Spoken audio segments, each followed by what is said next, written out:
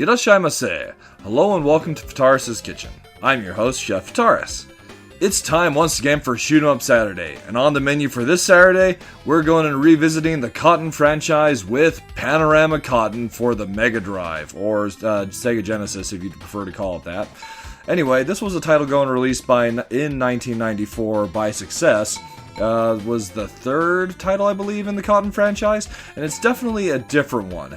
How is it different? Let's get cooking and find out. Boing.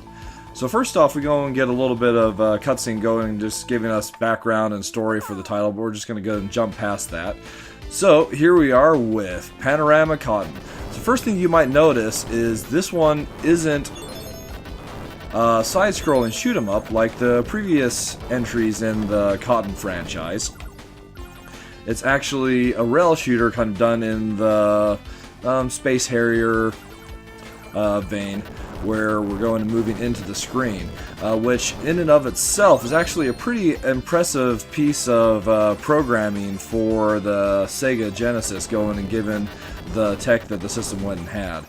It is admittedly a title that came out late in the Genesis lifespan, so, you know, better programming techniques, but still, it's really nice to go and see the system go and put through its paces in this kind of a fashion. That said, this one does actually go and push the system really heavily, and I'm not really sure if it's so much the system itself or maybe it's the emulation that I'm going and using, as this title is extremely rare. That I do get slowed down throughout the course of the game. So real quick, going and talking about the system's rarity. So originally there were only approximately 1,000 or so carts of this actually printed. So it's a really difficult one to actually obtain an original physical card on. Easily going for several $100s on eBay if that's what you're going and trying to get. Even more if it's got the commemorative teacup that was available for it. But what do we go and have here? So there's some standard Cotton elements that are present in the title itself. So we go and have an experience meter, and we gain experience by going and picking up crystals, but unlike previous Cotton titles, not only are we going and gaining experience by picking up crystals, but also going and by defeating enemies. And the crystals go and allow us to, rather leveling up goes and allows us to go and increase the power of our shots, making it easier to go and deal more damage, take out enemies quicker, that sort of thing. But if we go and take damage, then we go and lose our experience and then dropping our levels and possibly the power of our shots. The courses, or rather the stages themselves, are usually multi-segmented, where you're going and moving through several different types of scrolling sections, but we're not always going and moving into the stage. I'm not planning on playing as far as the third and fourth stages, but those ones in particular, rather than going and moving into the background is going and we're kind of scrolling laterally, I guess, to the background, and it's a really interesting effect, almost making it more like Cotton here is going and flying through kind of shooting arcade that she's taking out. Oops. I was so intent on picking up that crystal that I did not go and dodge the enemy. So here's a really interesting section where we can actually, it's multi-pathed, where there's arrows going and telling me to go down, but I could continue to go straight. I would just have to, well, you know, just move through a different section. But in addition to the normal experience and shot system, we also go and have the magic system that's once again returned from previous Cotton titles. You can go and see in the bottom right there's all those different magics that I've been going collecting. I haven't used any, but unlike previous Cottons, they tend to go and have a longer effect and last a little bit longer. At least the fire magic and the green one, which I don't actually have any of right now, but I'm not 100% sure off the top of my head which one that is again. So I'll try and get to a point where I feel it's actually appropriate to go and use magic. So up arrows, I'm going to try and go up here rather than stay on the down path.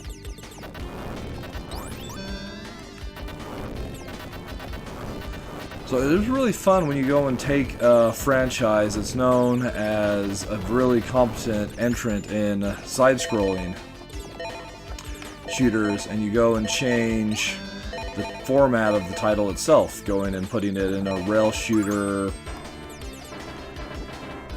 and up we go. And the results, I feel, are actually, well, really awesome. Especially going and seeing what we're even going and pushing the Genesis hardware to even go and do at this point. I've never actually taken this path, so I'm going and seeing some parts of the stage that I've never seen before. So that's definitely satisfying, that to go and think that there's actually enough in here that you can go and play through the stage multiple times, and you'll go and be getting different results, different enemies, different like backgrounds and everything. I'm almost wondering though if it's possible to get to the boss fight in this stage quicker if you go and take the right path, because I don't remember it taking me this long to get to the boss. Or maybe I'm almost there. Some little blocks that you have to avoid so you're not taking damage, and I do believe once I'm through this little cave section that I am at the boss. And here will give us a good opportunity to go and use some magic as well. So we can go and destroy this bridge. There's some just like small fry enemies that go and pop out and try and attack us. So the enemies do seem pretty bizarre as far as the way that they go and look. There's me using the green magic. It's kind of like a homing missile. But because of the way that we're going and flying past the enemies, a lot of the times it's actually hard to go and see even what they're supposed to go and be. And there's me using the fire dragon magic.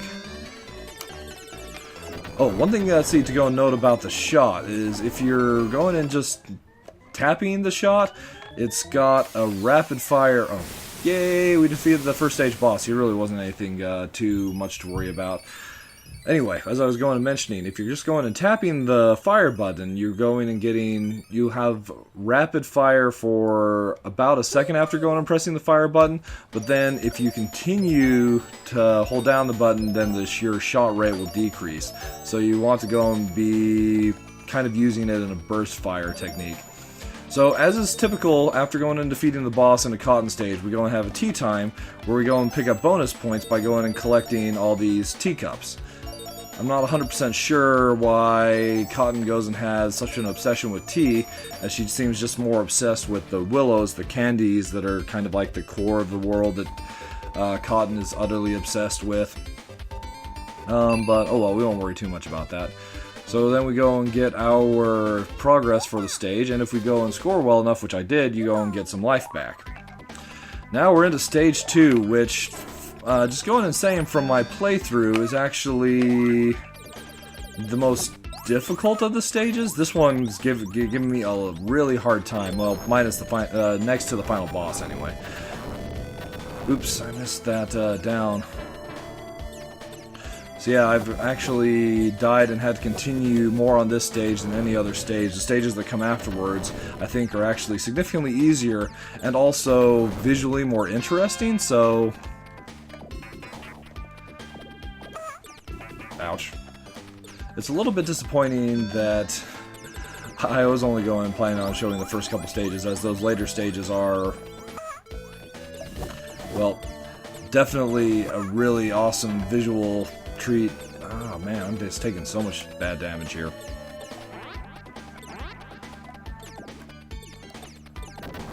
So there was a follow-up sequel specifically to this title, gone and done years later on the Dreamcast. That was actually the last true shoot-'em-up entrant in the Cotton franchise, Rainbow Cotton, and I would like to go and cover that one at some point in the future. So if you're going and enjoying the bizarre and awesome gameplay that this one goes and has to offer, definitely look forward to that one at some point in the future. Now this middle section here, I'm not sure what we're really even going and fighting. It's like some sort of bizarre dream sheep.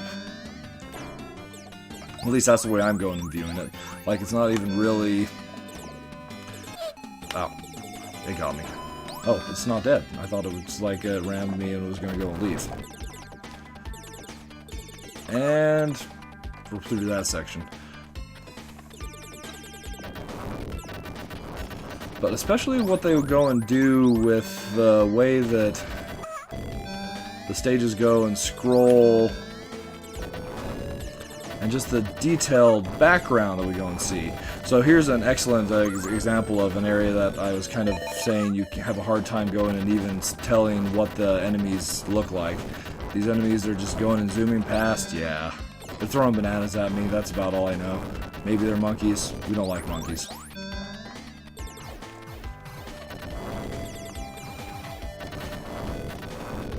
Missiles, pedestals, monoliths.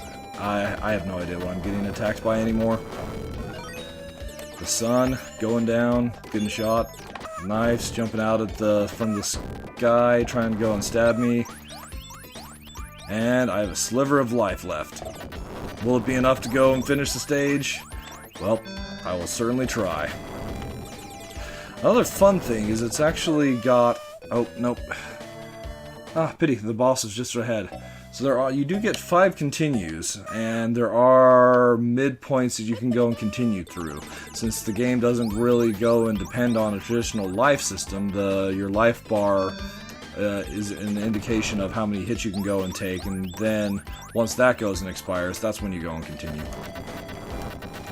Which is a pity I went and died where I was at, though, as the boss was just up ahead.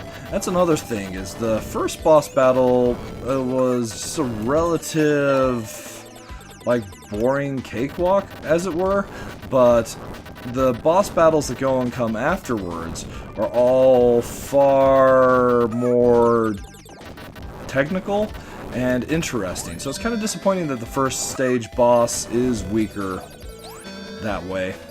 So you can go and see as I'm going and getting hit by the enemies here, I'm leveling down and then like leveling back up as I go and destroy more enemies. There goes the sun again. So we just need to go and survive this diving knife section here, and then we should be in good shape to go and encounter the boss up ahead. I hope.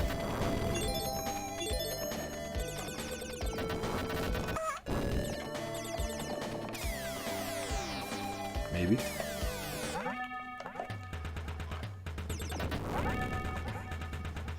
We're there. And we've got our second stage boss, this weird guy. Some sort of caveman, bonk type clone. Goes and shoots fire at us out of his head. There's also some other interesting elements as we go and continue to go and shoot him. He goes and changes color until he disappears. But he's still there, just going and firing out fists at us, so we need to go and continue firing at him till... I don't even know where he's at anymore. I lost him. Oh! Yep, there we go. Until we go and finally defeat him. Thank you, Fire Dragon. Oh, just going and looking at my display screen, there's one thing I forgot. You could also go and change your speed from, there's 3 different speed settings from low to high. I don't know if that goes and actually changes the rate at which you're moving through the stage, but at least it makes your movement faster, so you can potentially go and dodge enemy shots better. But at the same time, maybe you might go and be dodging into things that you don't necessarily want to be. Well, at any rate, that'll go and just about wrap up Shoot 'em Up Saturday for this week. I hope you've enjoyed my quick look at Panorama Cotton. If this is interesting, I would definitely recommend going and playing it. Unfortunately, as I mentioned, it's an extremely rare and expensive title to go and physically obtain, so you might have to go the emulation route, as I did for this one. So, that said, the later stages, especially, I feel are worth going and playing, like this one that I'm going and jumping into, and doing really, really poorly with. So, as always, if there's other shoot-em-ups that you think I should go and have a look at on Shoot 'em Up Saturday, by all means, please go and leave those in the comments below. I would love to go and see your suggestions. once again, thank you so much for coming out and joining me today for Shoot 'em Up Saturday, and I look forward to going and seeing you again next week.